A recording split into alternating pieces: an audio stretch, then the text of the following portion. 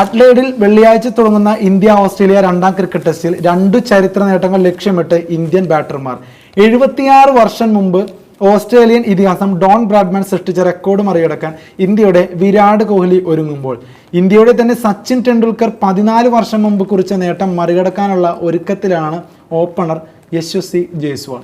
ഇനി എന്തൊക്കെയാണ് ആ നേട്ടങ്ങൾ എന്ന് നമുക്കൊന്ന് പരിശോധിക്കാം. ഇനി കോഹ്ലിയുടെ ലക്ഷ്യം സന്ദർശക ടീമിന് വേണ്ടി മറ്റൊരു രാജ്യത്ത് കൂടുതൽ സെഞ്ചുറി എന്ന റെക്കോർഡിനരികിലാണ് വിരാട് കോഹ്ലി.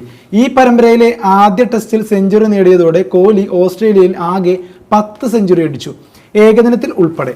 1930 കാലത്ത് ഓസ്ട്രേലിയയ്ക്ക് വേണ്ടി ഇംഗ്ലണ്ടിൽ സെഞ്ചുറി കുറിച്ച ഡോൺ ബ്രാഡ്മാന്റെ പേരിലാണ് ഇപ്പോൾ റെക്കോർഡ്. ബോർഡർ ഗവാസ്കർ പരമ്പരയിൽ ശേഷിക്കുന്ന 4 ടെസ്റ്റ് മത്സരങ്ങളിൽ 2 സെഞ്ചുറി നേടിയാൽ കോഹ്ലി ബ്രാഡ്മാന്റെ റെക്കോർഡ് മറികടക്കും. 19 ടെസ്റ്റിലെ 30 ഇന്നിംഗ്സിൽ 102 റണ്ണ് ശരാശരിയിലാണ് ബ്രാഡ്മാൻ ഇംഗ്ലണ്ടിൽ 11 സെഞ്ചുറി തികച്ചത്.